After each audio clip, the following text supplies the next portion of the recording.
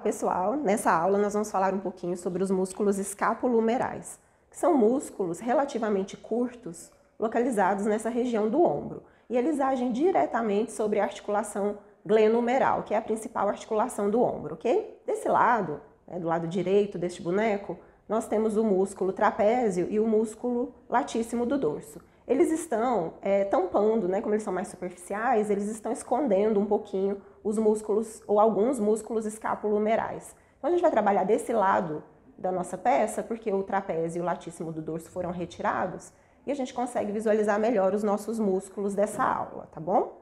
Então, quais são os músculos escapulo-humerais? Nós temos o mais superficial de todos, que é o músculo deltoide, o músculo redondo maior, e 4 músculos que estão diretamente inseridos na escápula e no húmero, que são denominados de músculos do manguito rotador. São 4 músculos que compõem essa estrutura do manguito, e já já a gente vai falar sobre eles separadamente.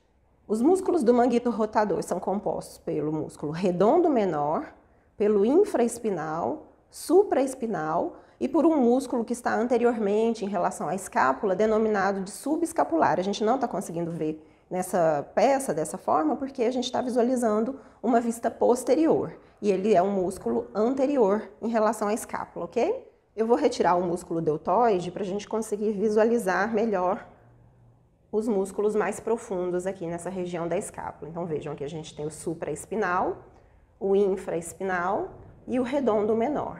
O redondo maior a gente consegue visualizar mesmo com o deltoide, na sua posição anatômica.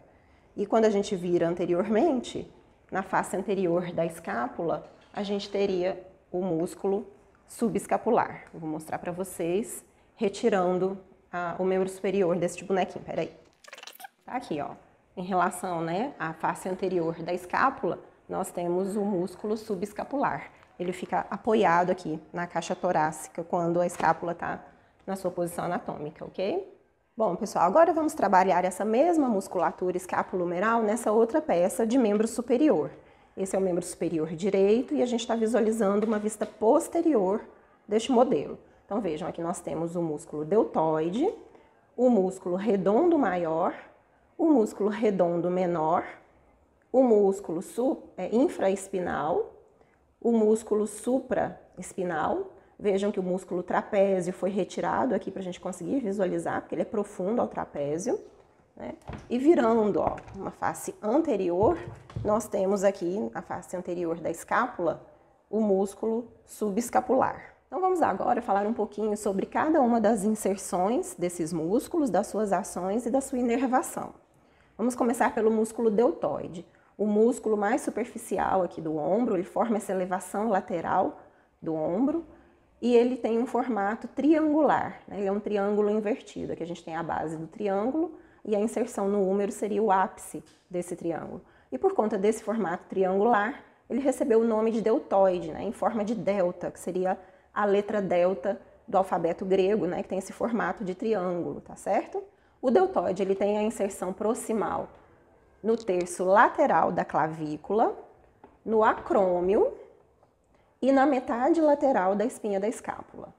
Ele segue lateralmente em direção ao húmero e se insere na tuberosidade para o músculo deltoide. Por conta dos 3 locais que ele se insere proximalmente, ele possui uma parte espinal, uma parte acromial e, anteriormente, uma parte clavicular. A parte clavicular, quando ela se contrai, ela faz flexão do braço, Ela traz o braço em direção ao ombro.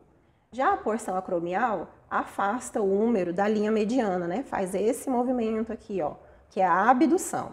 Já a parte posterior, que se insere na espinha da escápula, que é chamada de parte espinal, ela é capaz de trazer o húmero para trás, que é um movimento de extensão, e consegue rodar lateralmente a articulação do ombro.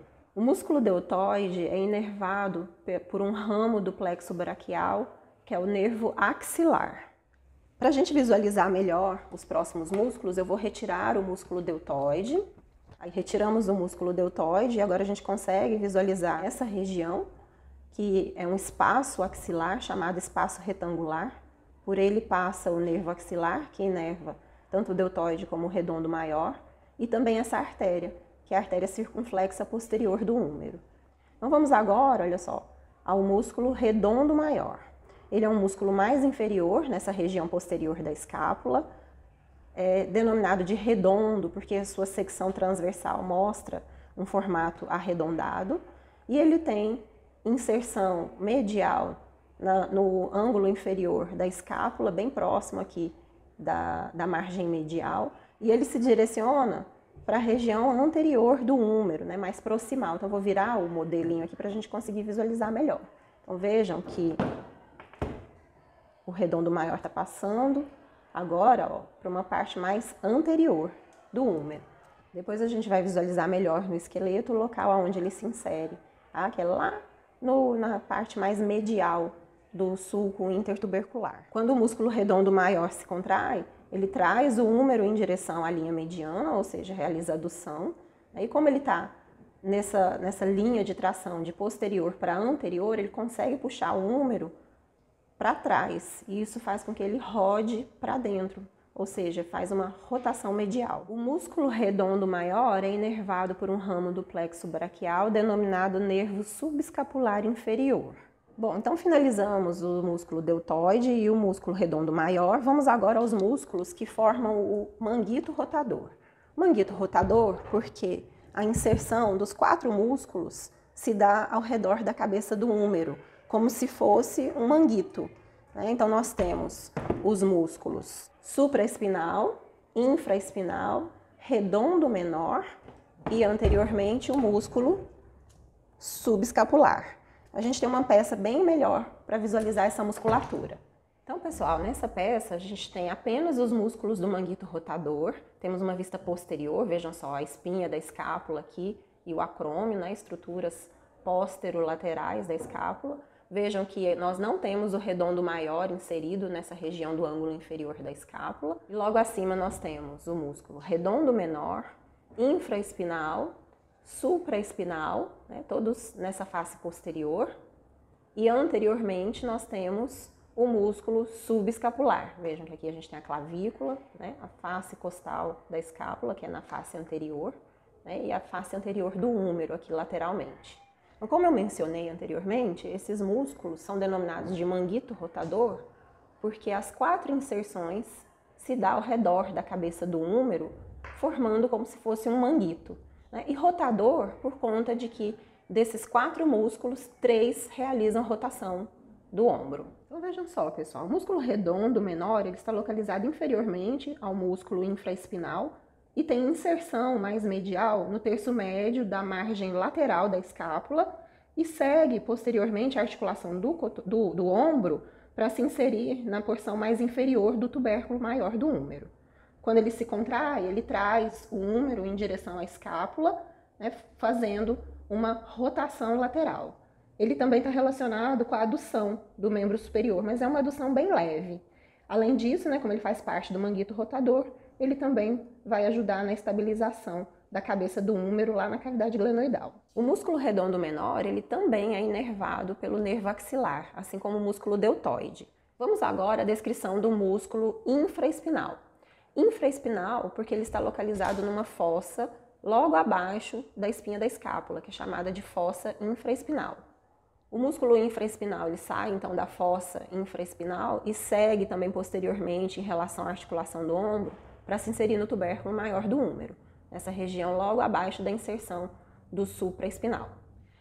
O músculo infraespinal, assim como o músculo supraespinal, são inervados por um nervo que é ramo do plexo braquial, denominado nervo supraescapular. Quando o músculo infraespinal se contrai, ele roda o húmero em direção posterior e para dentro, realizando rotação lateral. O terceiro músculo que compõe o manguito rotador é o músculo supraespinal. Ele está localizado na fossa logo acima da espinha da escápula, denominada de fossa supraespinal.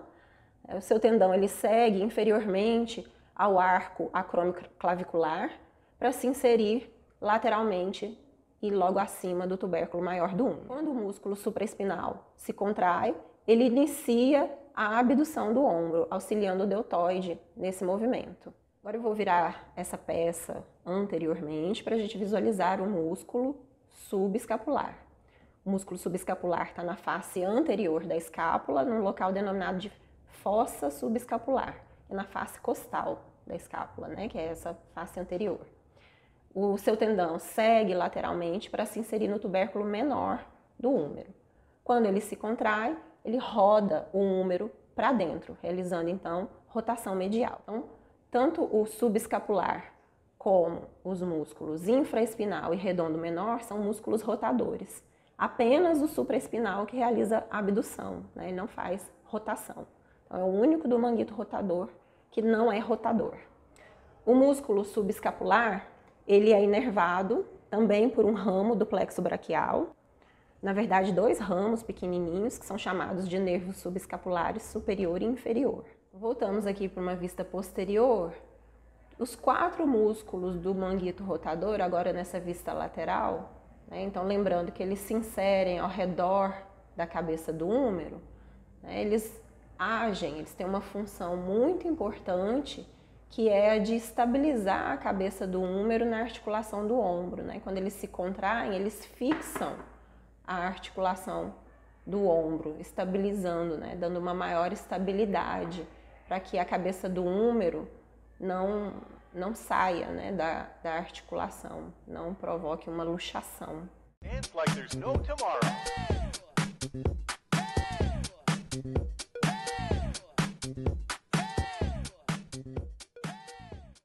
Ao húmero, né? Caraca, socorro!